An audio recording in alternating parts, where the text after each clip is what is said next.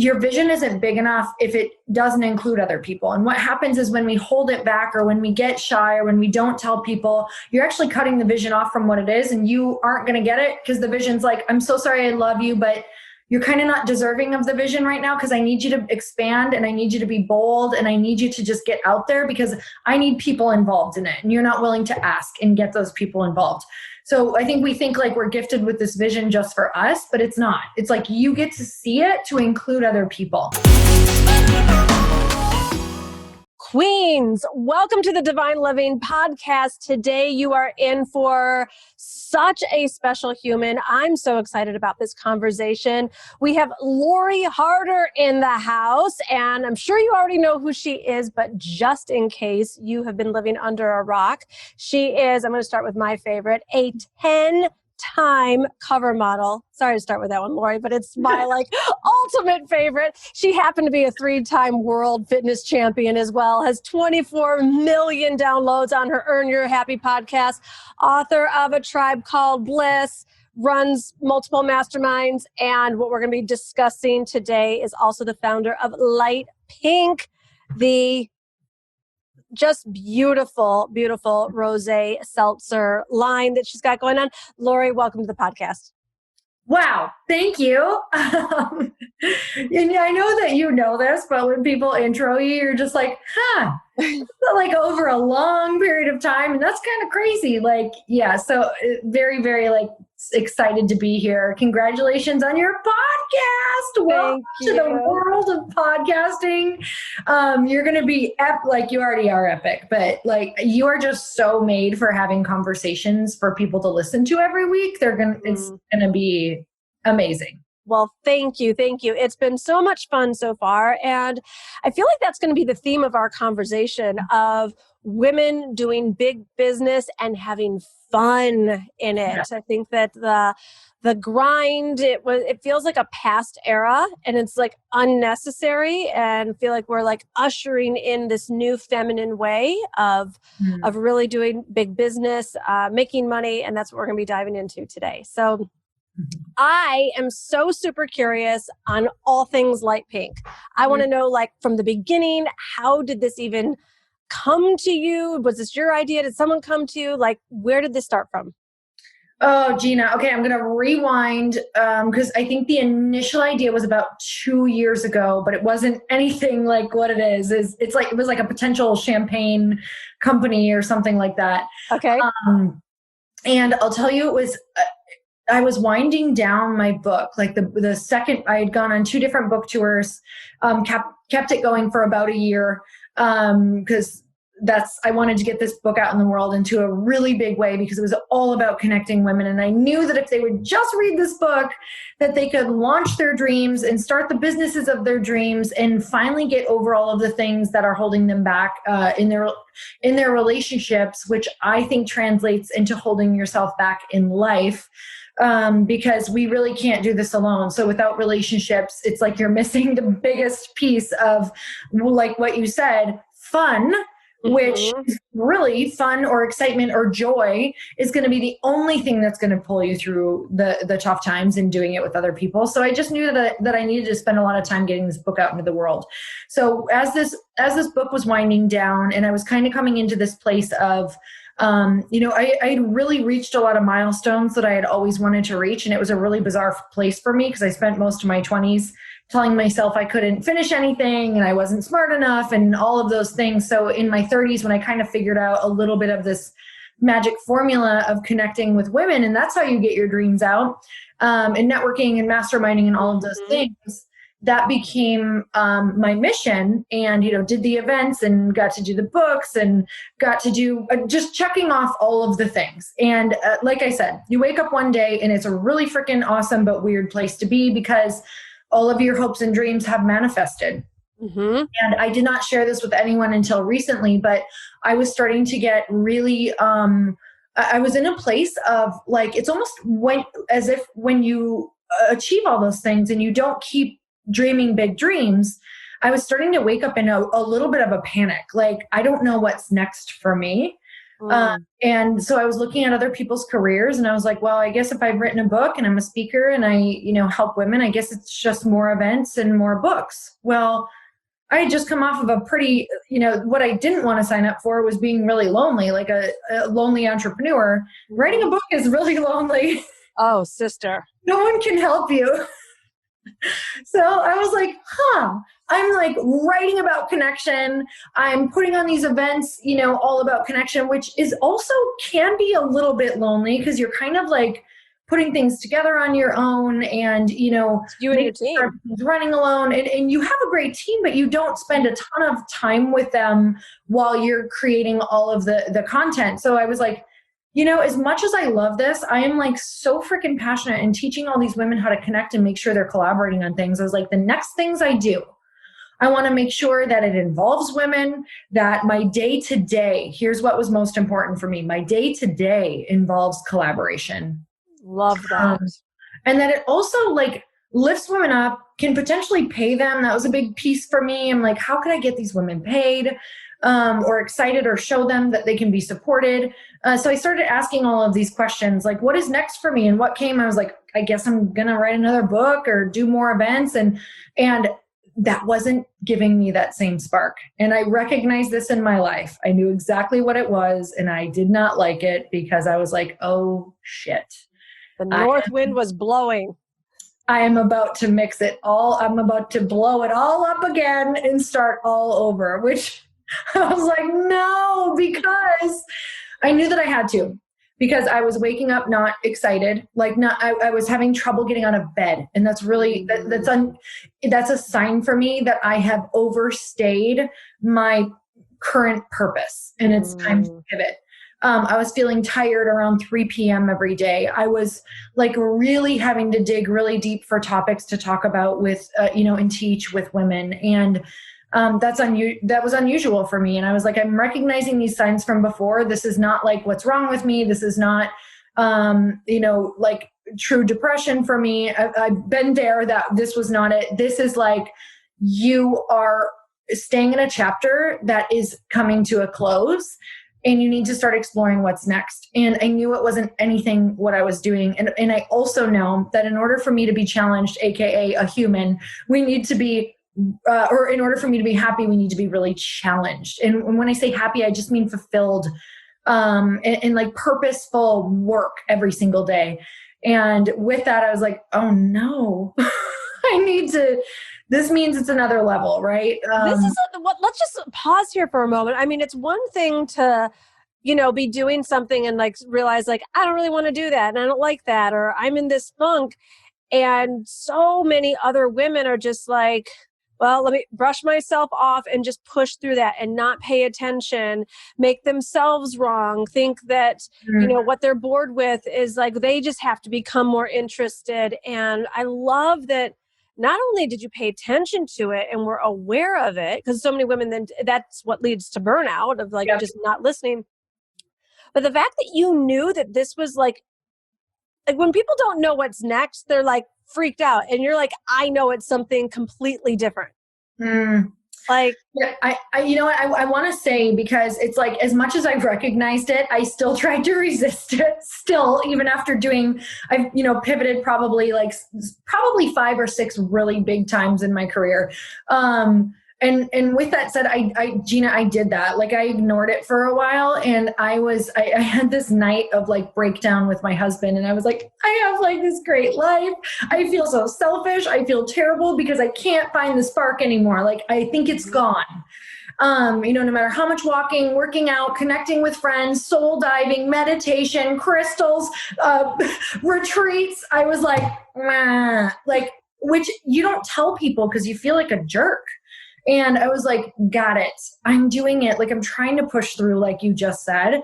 I was literally trying to do everything. I was even trying to write another book. And it was like, it was so, I can't explain it than trudging uphill through mud. Like I didn't have a connection with God, source, universe, whatever you believe. I couldn't get that. I was just like, okay, God, these crickets are awesome, but I'd love to like hear something from you. And instead of, I think, like opening up a new question, which I did after this, I was just like staying in the same, like, what else do I need to get re-inspired about what I'm doing, instead of what else do I need to be doing to get re-inspired. And it was just like a moment for me where Chris and I went on a walk, and everything in my life has been figured out on walks, for real. I just want to write a book that every single page just says, go for a walk. You come back till you get your answer. And it's going to be 300 pages, and every page is going to say that. And so we started walking, and I asked the question, like, if I had all the money, all the time, and all the network in the world. So if I took out all the stops and I had no fear, what would I be doing? And I was like, I can't believe my answer right now, and it feels so stupid, but I would start like an alcohol company that was light, that was a better option, and it gave back to women, and I would have women involved in some way. Like part of their business or company would be able to like own or be a partner or something in it. And I was like, maybe it's champagne, or maybe it's like maybe it's a personal development, like brunch place that serves something. Like I had so many ideas. You have no idea. Like we were going to create a brunch spot where it was like part like empowering women, part champagne, part being, thank God we didn't do that because of COVID. And that was right. But that's the long story of how this idea came through, which I think it's so important for people to hear. I wasn't just like, yeah, let's do a product. Because then once I realized it was a product, I was like, oh, holy hell, this is a whole new world, totally different. So many people told me not to do it. I can't even tell you. Really? Oh my God. So many people, like industry experts. And I was like, but I'm not doing it the way that you think I'm going to do it. So, it was really talking about, number one, breaking into the alcohol industry is super challenging. You're dealing with people who launch with $25 million of marketing in a well-known brand. Like majority of these different companies that are launching are from companies who already have all of the marketing dollars. Number two, it's really male dominated. Like it is, there are a few alcohols and businesses right now and companies who are really trying to break the mold of how things were done. It's very much like a boys club, and who you know. Number three, it is like getting into retail and making sure that your brand is even well known enough to be bought, because you're renting space on a retail shelf. If you don't sell your stuff, you just essentially took up their retail space that did not make any money. So it was really interesting in the beginning and that was the way that I initially thought I was coming into the market, was through retail. And then I was like, wait, that's not going to work at all. And I've always done online. What am I doing not looking at the online market? Well, we had a different product that was a seltzer, and it was going to be rosé flavored, but it was with the base of a typical seltzer. So that means it was a beer base, which means I fall under beer laws. So that wasn't going to work because I can't ship. So I said, what would I need to be if I were to be able to ship and use the market that I already have? And we were like, could we do this in a wine base? Nobody else is doing it, but maybe we try it. So we totally flipped it on our formulator, and I was like, new, throw it all out. We're doing something new. And they were like, okay, we've never done this. Oh my gosh, I'm so excited. All right, but I just want to back it up a little bit. All right, so because when you said formulator, I'm like, hold please. You're on your walk with Chris. You're like, okay, it's an alcohol something. You haven't done this before. Presumably, like your family doesn't own vineyards and wines, and like this isn't like your family business. So it's like, how do you go from like, I want to start this thing that I have no idea how to do? Like, what was like the next? Do you like Google like how to start alcohol company? Like, what did you do? Exactly what I Googled. Not kidding. I Googled how to make like an alcohol brand, and then how to formulate an alcoholic beverage. You'd be amazed at the great answers you get. So great. I found my formulator, like he was like number 2 on there from that. And I asked around, like, have people heard of them? Who did they work with before? So the first thing you do is find a formulator, apparently. Yes, you find a formulator first. So that's what I did. I like went home and I allowed myself to play stupid idea time, which my friends Rob and Kim Murgatroyd always say, and it's given me so much freedom to be like, stupid idea time. What would be the most exciting thing that you could do every single day of your life? And then you're going to get an answer that seems so crazy. It's going to feel like they will never happen, or it's so foreign to you, or it's not possible, or you don't have a network for that yet. And it's like, I can tell you with everything that I've done that's like new, you really only know your next couple steps. And sometimes step 1 and 2 both are Google it. So, and that's just the truth. Like, I have pieced this thing together. I've been on so many calls. I ask everybody if they know anybody in this industry. I ask them if they'd be ever willing to connect me for, a 15 to 30-minute call. I prepare my questions, and one of my main questions for people, if I get the opportunity to talk to an expert, like if they give up their time, I tell them a little bit about the company. And then I say, if you were me, what would be your next step right now? Like, what would be your next move? All right. So let's stop there, because now I want to go into like the psyche of women's minds. So many women are wired with but I don't want to bother anyone, and I don't want to ask, or I don't want to impose, and like feeling squeamish for the ask. Did you have any squeamishness about? Yes. Oh, I still have it. I just did a call last week that I had like gotten the opportunity to talk to somebody who was, at the tippy top of a company. And I was just like overwhelmed the fact that I got it. And then, right when I called her, I dropped the call, and about 3 to 5 minutes in, it just kept cutting out. It was terrible. I could tell she was a little annoyed. Like, you just got on this, like, I gave up my time for this and you're like dropping this call. And I was, number one, I felt so bad asking her. I felt so bad wasting her time. And I had to fight the feeling. Like, I had tears in my eyes. I'm so glad it wasn't a Zoom call. And I said, look, your time is so valuable. This was an opportunity of a lifetime for me. So you do have to push through, is what I'm trying to say. I said, is there any way that I could, reschedule this for 10 minutes when I have a better signal? I am so sorry. If I have wasted any of your time, but you have so much wisdom that it would mean the world to me to be able to connect again. And she was like, oh, honey, you're fine. Yes, let's connect again. That's great. If it would have been a no, great. Like, then I look like an a-hole. Okay, been there before, it's going to happen. And you move on and you do it again. You send a nice apology letter, and then you move on and you do it again. Well, and there's that, but then there's like, and here's the amazing thing about women, right? Like, we ourselves are so squeamish. We're like, oh, I couldn't, and I don't want to, and embarrass or overimpose and ask. And yet, what do we love doing more? Helping. And making introductions and helping. Like, it's, actually, I'll share something that nobody knows, and my team is probably going to go nuts that I'm revealing this. I just got an email yesterday that my audiobook is eligible for a Grammy. Oh my God.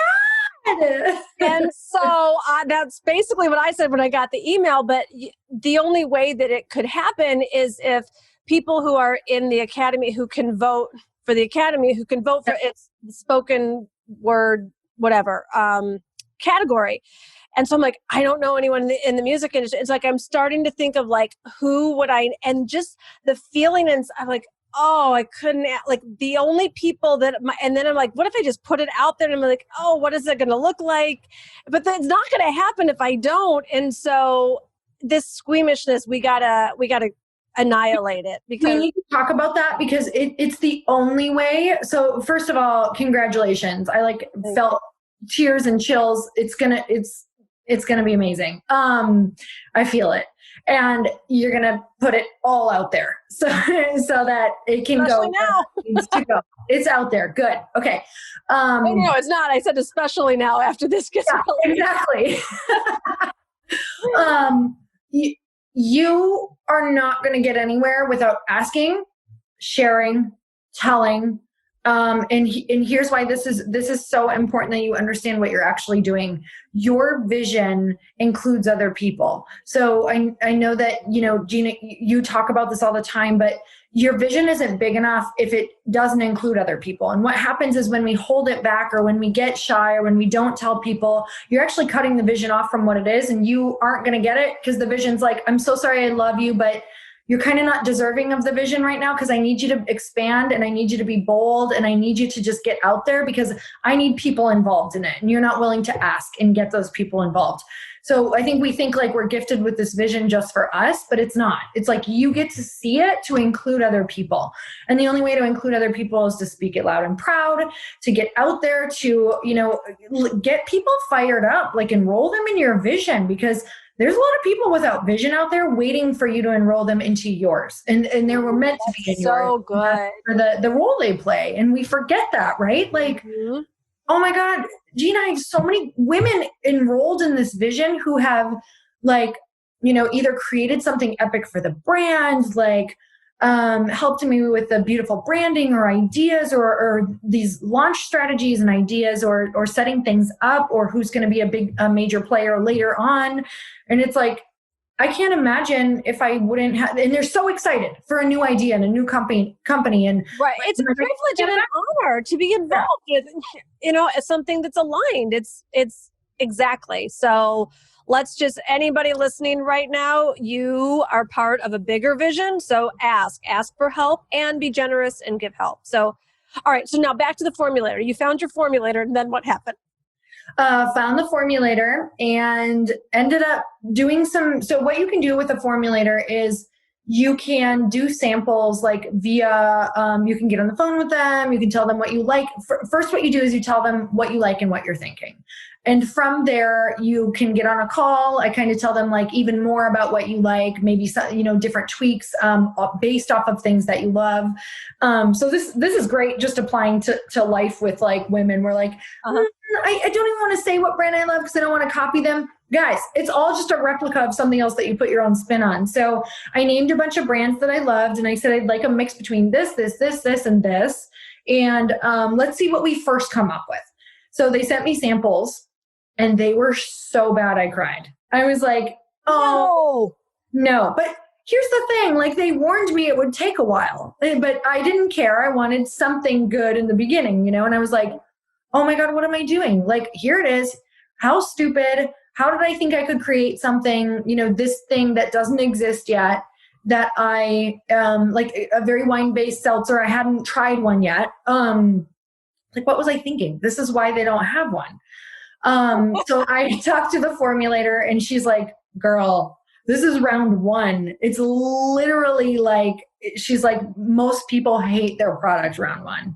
And she's like, now go back and write. So they assigned me an all-female team. That is so random. I was just going to say that. Look at my prejudice and judgment. I'm like, the formulator is a woman. I'm totally seeing some guy tinkering in some lab.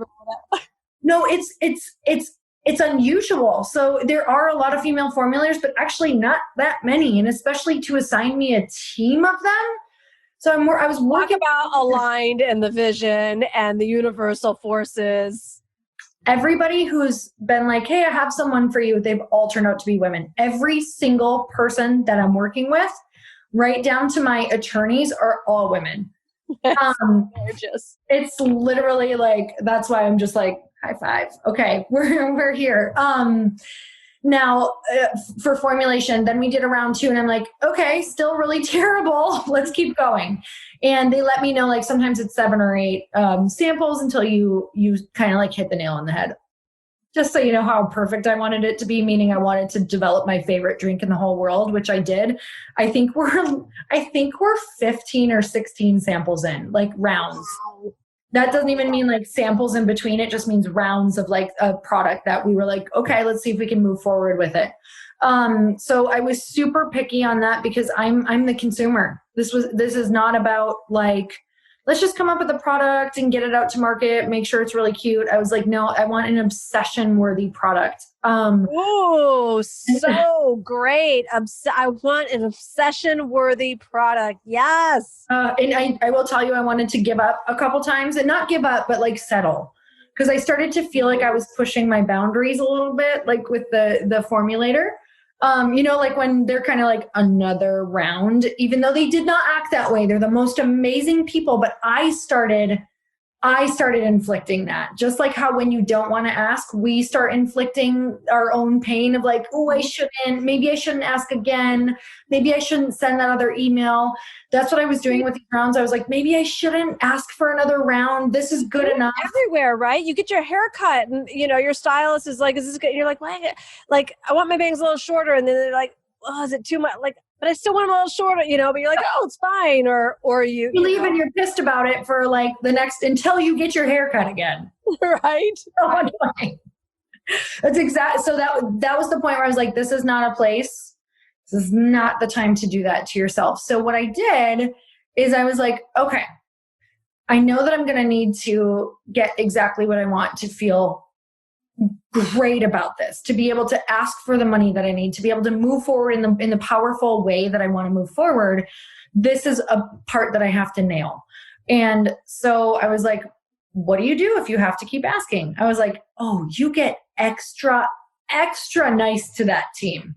You like write them nice emails all the time. You like send them things. You keep them updated on how they're affecting everybody else and how exciting everything is. Beautiful. And I can tell you that by doing that, they got so excited. They're literally like, what else do you need? What should we do it again? Like, for you. Literally the best. But I think there's those moments where we go to do that and it's like, no, just like how, we were talking about asking for help. It's like, ask nicer. Tell them how amazing they are. Tell them what you love about them. Tell them, that you don't want to take a lot of their time. All of those things to remind yourself that it's like, no, this is what people want to do. People love being a part of something and treated nice. And yes, it might take a little longer, but then tell them why. Like enroll them on the vision that you do want to create your favorite drink, Oh, you mean be in a relationship with another human? Like that. Rather than it's just all work or thinking that somebody's a robot or it's just like all about getting it done. Like actually it's a relationship. Yep. 1,000,000%. Yep. Mm-hmm. Totally. All right. So you're 15. So you need this formula for what's it called again? Formulator. All right. So you get like, and then what else is involved? It's so layered. What else is involved? I'm going to do like raising money. Yeah. I've never raised money before. I have invested in 4 other companies. So I had a little bit of an idea about it. And really I've got a great circle of founders now, but I didn't have a lot of female founders. Every company I had invested in except for one was male. And the female one was a little bit smaller, so it didn't have like the extensive like things that I knew that I would need to learn about with this company. So I have had some great men who are like so excited for me as a female founder to like step into this. So Chris and I had gone to lunch quite a few times with one person in particular. His name is Bill Glazer. He has a foods company called Outstanding Foods, and he has just been like one of my angels. And from there, I also knew that I needed to talk to a lot of women because it's different, right? I want to know their experience as well, and their ideas. So I started reaching out, and this is where shit just got so real and scary. Because I needed to reach out to founders who did it, which means I needed to reach out to women who were big, like who had sold companies or who, we put on pedestals, who are at the end of the day, again, someone to start a relationship with, and they're looking for relationships. It's crazy. It's crazy how we do that. We put people in a certain space and think that they're all set for life and they don't want friends or conversation or connection or collaboration. And I am blown away by how many female founders who I think a lot of us I could name names and we would know them, like are so open and giving and excited for you. They want to make sure your path is, maybe a little bit easier than theirs. So I started just like reaching out, and something that I did, Gina, was, I think people need to know how it works. They're like, yeah, well, maybe that's easy for you because they knew who you were or whatever. No, most of these people did not know who I was. I had started reaching out to, they didn't know me from Adam. Like I had started reaching out to them because maybe I would go and research and be like, what podcast were they on? And then I'd listen to it and I'd share that podcast, and not just share it or tag them, but share your biggest takeaway. So I'd be like, oh my God, you blew my mind with this, this, this, and this. And I started doing that for like, I do it for weeks in a row. And this in particular was one person was like so powerful for me. So I listened to every podcast this person had been on and had like kept sharing it and kept talking about it. And then I was like, hey, would you ever be interested in being on my podcast? And sure enough, got booked. And then on the podcast, I was sharing this idea. And at the end of the show, it's always like, I always ask, what else is there anything that I can do for you? How can I like show up for you or serve you or whatever? And they asked that in return. And I was like, well, I would love a conversation around this because this is where I'm at in fundraising. Would you ever be willing to just like jump on the phone for 20 or 30 minutes? Sure enough. So so nervous when you get those opportunities, but like you were talking about, you're building a relationship.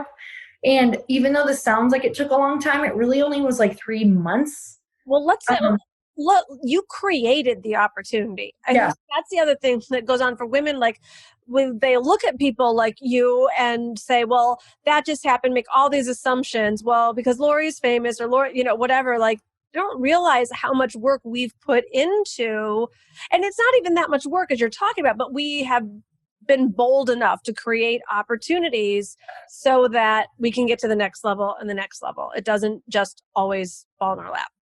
None of it. No, I can't stress this enough. Like, I love that you mentioned your favorite thing is the magazine covers, because I was never asked to be on one of those. I pitched every single one of those at least 5 or 10 times. No way. At least one? Sure.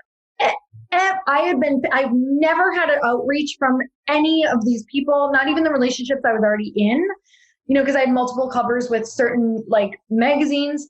They never asked me. I always came to them. So what I would do is when I would I'd either create something like an e-course or maybe it was a cookbook, and I'd be like, oh my gosh, I'm so excited. I have this community now. I created this cookbook. I sold X, Y, and Z, which was not a lot at the time. But you have to know what people are looking for. And this is all about relationships and business. And we're really going to touch on this if you want to know how to get this done. I watched for years, and I did it in the fitness world. I watched for years. I watched girls go, I just won this competition. I just got this photo shoot done. Aren't I amazing? And don't get me wrong, I did it too. Look at these great pictures. Aren't I so fit? Oh my God, you look like everybody else. Like we all just look fit. And you have to remember this is a business. Like this magazine is feeding families. This magazine needs to sell subscriptions. This magazine wants to make money because that's its livelihood to stay alive.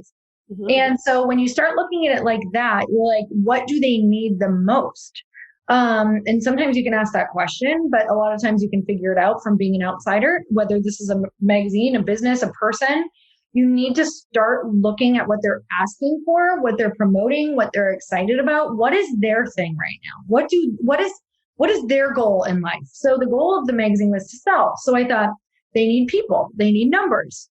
Whether it was something I just came out with or a great way that I first got on a magazine was because I had joined a network marketing company a long time ago that I absolutely love. And I was getting the opportunity to speak on stage in front of 15,000 people. And they always do pictures and intros. And I said, hey, I have this opportunity coming up. I'm speaking. This is going to be huge. I'm painting this picture, right? This is going to be huge. But I didn't know if it was going to be huge. I didn't know if my piece was going to be it wasn't a very big piece. It was like a 10 or 15 minute piece. And they didn't know that. So I was like, I'm speaking on stage. What they do is they intro you with your accolades and, what you're doing. I said, if we shot right now, I'd be able to get the magazine and put this in front of 15,000 people who are into health who are not exposed to your magazine. And they were like, that's interesting, right? This is years ago before it was we could get exposed to our ideal audience in this way. This is Facebook days, earlier Facebook days. And so that was intriguing to them. And I also told them some other things that I would be willing to do. I'm going to mail to my list. I'll make sure that I get, this friend, and this friend, maybe people who had a bit of an audience, ask them to share. You create a marketing plan just like a book pitch. For anyone who's not done that, I know that you have done that.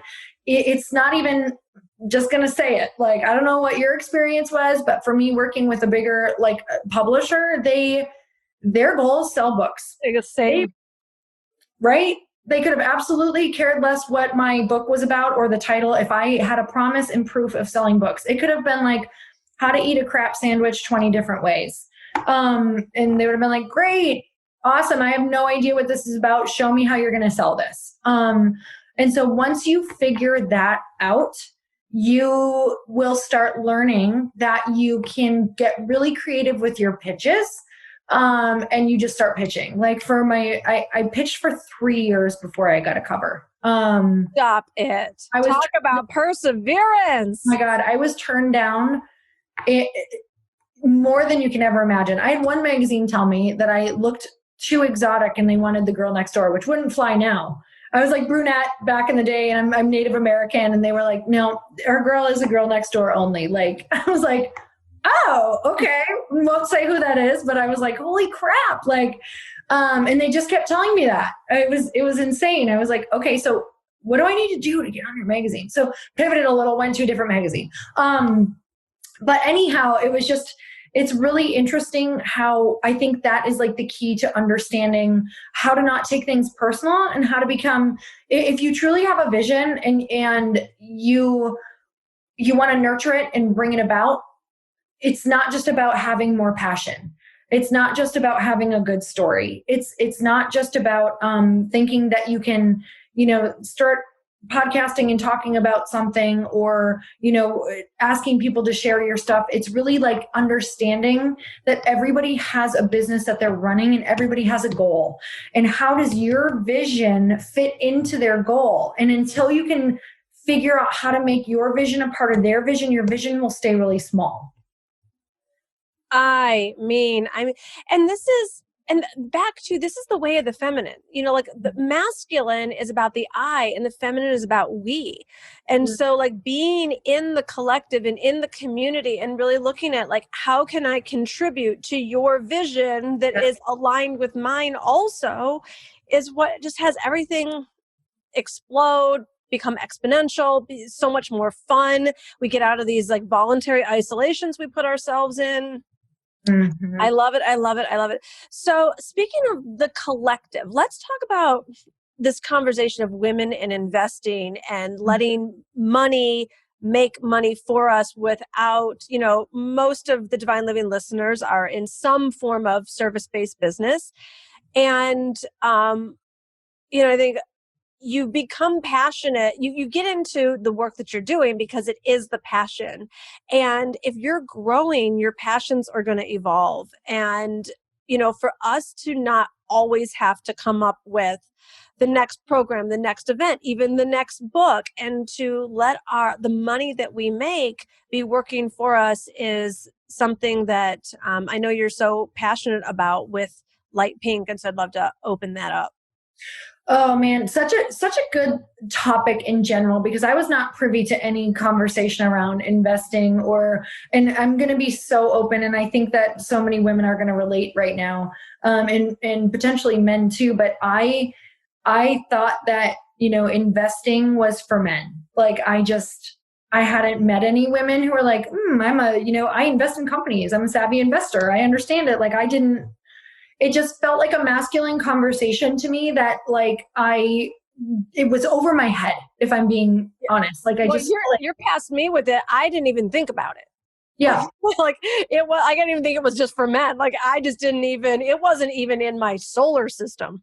Right. No, I mean mine for a long time. Mm-hmm. The conversation started coming up for me because when you want to create a product, and if you want it to be a product that is known in a big way, you want it in maybe retail stores, you want it to reach across the US, that is going to require a lot of capital. That's going to require a lot of money that you potentially either don't have, B, don't want to part with through liquid if you're also investing in other things, or you want to bring other people into the vision through investing so that they feel partial ownership of it. And there's some other things we can talk about why it can be really beneficial bringing other people into the vision as well for getting your vision out.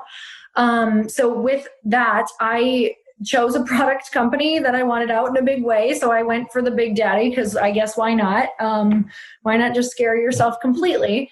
But that was the vision. Everything else you've done has been just so small. Like, oh God. Well, I went through that time period when I realized if you don't just go all in, you're really just, you're getting like 5% of a vision that just feels like a tease. So as far as investing, it was, that was it. I was like, okay, I'm going to need to learn all about this. And I'm still, there's so much to learn. I mean, I will probably never know even 80%. And that's why you also get teams of lawyers and attorneys who help you with all of that. We're excited, which by the way, like I said, are female, which is so incredibly cool.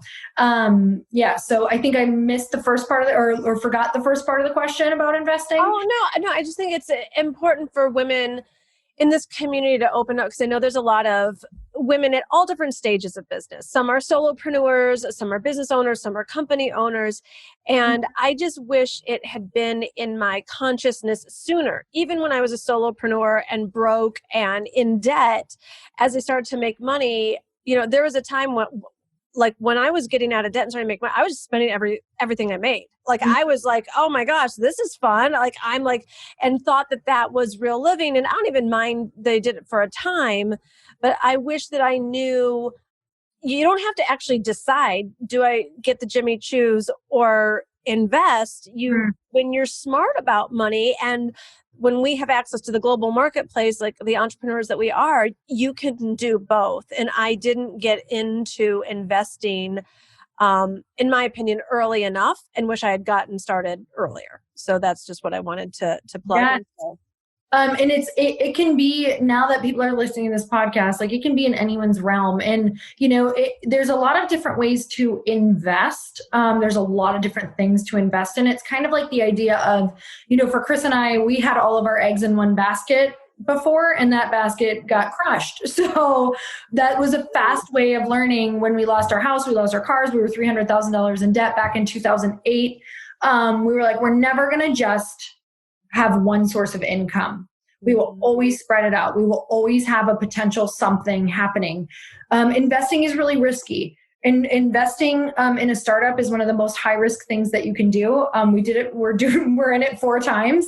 It's also one of the biggest payouts you can ever get. So here was a question that I started asking, and I was asking Chris because he loves business so much. And I was like, how do people how do you make more money past kind of like this, 6 figures, early 7 figures? Because it's like we were kind of hitting these 7 figures. We were hitting 7 figures regularly, but it was exhausting. I was like, oh my God, these launches, this coaching, the events, the books, I'm exhausted, and I've got big dreams. And to be honest with you, this is going to sound so crazy, especially coming from someone who's from freaking upper Michigan and who's lost everything. But these 7 figures is not cutting it with what I want to do for people. Well, coming from Southern Michigan, I call it middle-class millionaires. When you actually get clear, and I say that with reverence. I know where I came from. My parents were school teachers, lived paycheck to paycheck. But for anyone who has dreams, I don't think your dreams are different than Lori's and mine. They might have different details, but they're not at a different level. We all want to live in the dream home. We all want to be able to travel when we can again, have clothes, give to charities, have financial relaxation and team for support. So it adds up, it adds up. Absolutely. I mean, you nailed it right there, having a team alone. And then, you start doing the things that you want, like maybe taking care of your parents, or, being able to fly people out to your house, your family, to come and see you. And you're like, I really am enjoying this. I'd like to really do this all the time. Little fun things or personal things or big things for yourself, whatever that carrot is. I always tell people, just don't judge the carrot, because eventually that money is it's going to be circulated. Number one. Number two, once you kind of fulfill all those things you think you wanted, you realize that it's way more fun to start fulfilling other people's things.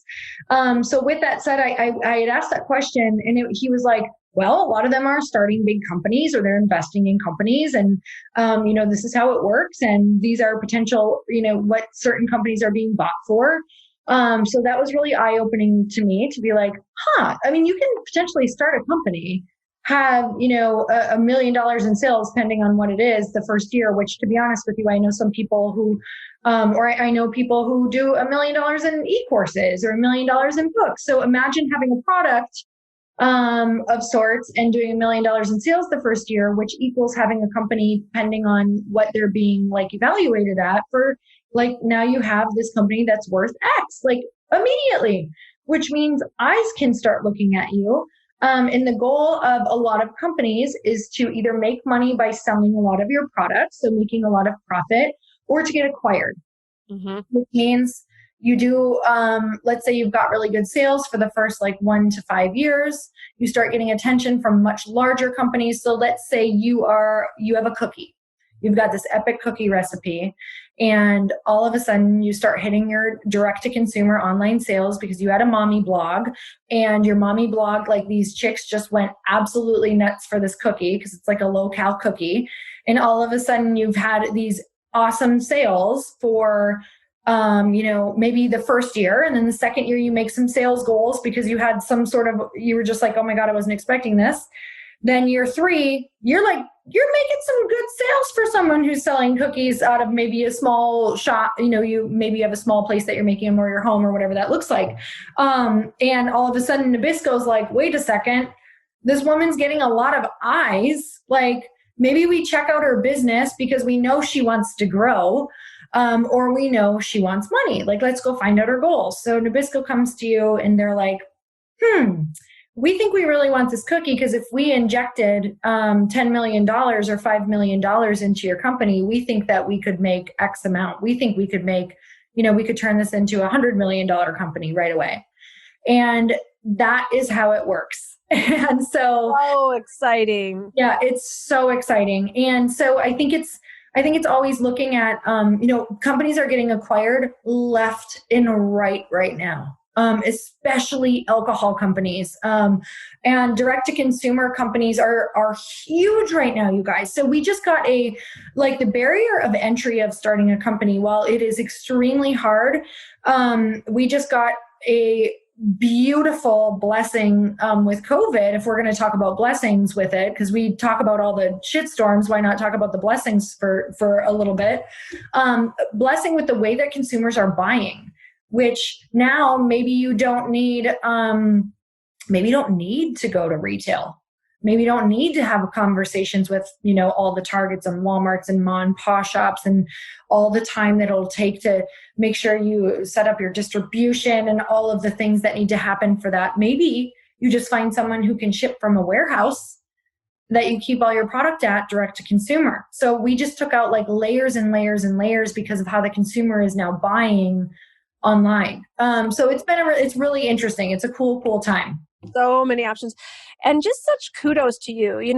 When I heard that, this is like such, as we've been discussing, such a massive endeavor, so bold, such big thinking, and it takes big money to do that, and obviously raising money. So anybody else, I'm sure, would just be like, who do I know that can invest or does invest or has the money to invest, and you're going to take it wherever you can get it from, I would think most people would say to themselves, like, I want my dream off the ground, wherever the money can come from, ethically, of course, but I'll take it. And here, as if you're not bold enough, you're only taking female investors on top of it. Talk to us about that. I'm not going to lie. And I just got full body chills. It kind of makes me want to cry. I had my moments of total fear and doubt. Like, oh my God, I don't know if the women that I know have this money. And I don't know if they're willing to do this because they're all like, not all, I would say 90% are new to investing or this conversation even, which was even more so the reason why I knew I had to do it.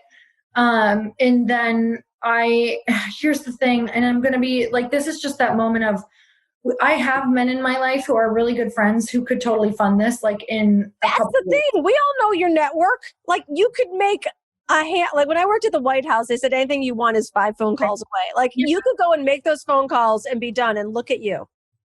And it's crazy. It feels weird to even say that, which is such a blessing. But at the same time, I was like, oh, I'm getting that feeling where I know I'm supposed to do women.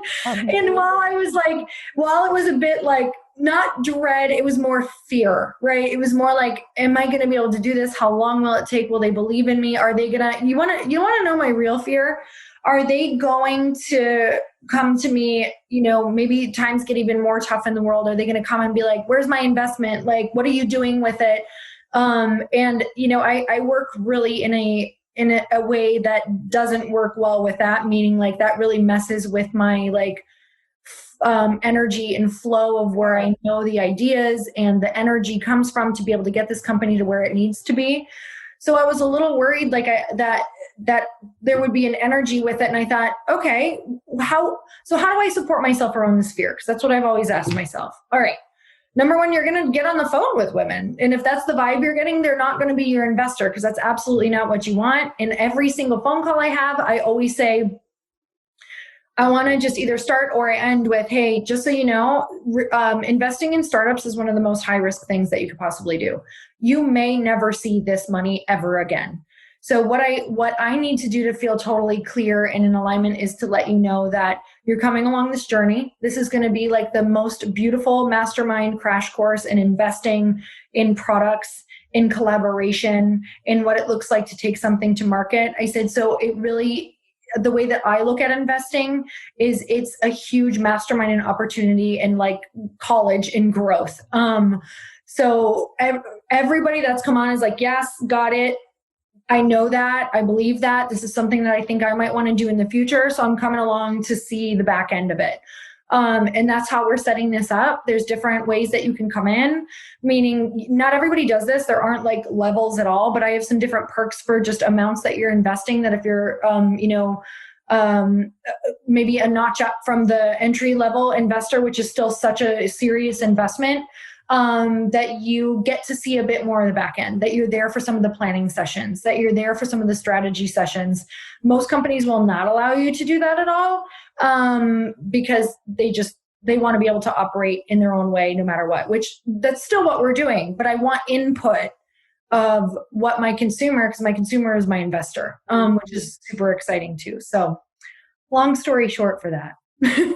Oh, Lori, your big thinking, your vulnerability, your own willing to take risks and just pivot and shake it up and renew and refresh. I mean, it's so inspiring. It's so what I know I need. I know this audience is going to go nuts. Thank you so much for all of your time. So where can everyone find you, stay in touch, find Lite Pink, all the things?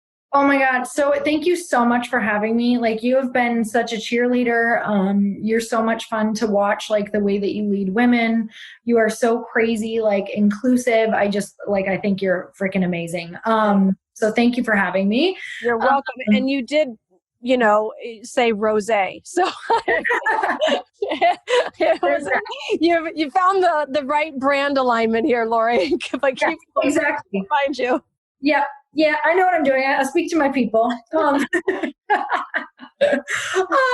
Okay. You can find, honestly, I'm most excited right now about Lite Pink. So at Drink Lite Pink is where I'm having a lot of fun over there on social media. Litepink.com is where you can find out a little bit more about the company we're launching. We are praying for a February launch, direct to consumer. So you can get it online at litepink.com. Yeah, cannot wait. So we have a non-alcoholic version as well, so that everybody can come to the party. Yeah. So good. So good. So everyone, I want you to screenshot this episode and I want you to tag me, Lori, and at Lite Pink and let us know what your biggest takeaway was. We're going to be watching and seeing, and we just want this to uplift you and inspire you to think even bigger for yourself, no matter where you're in business or what your business dreams are or next level is. And again, Lori, thank you so much. It's just always such a joy to be in your presence. Thank you so much. I loved it. Lots of love, everyone. Bye-bye.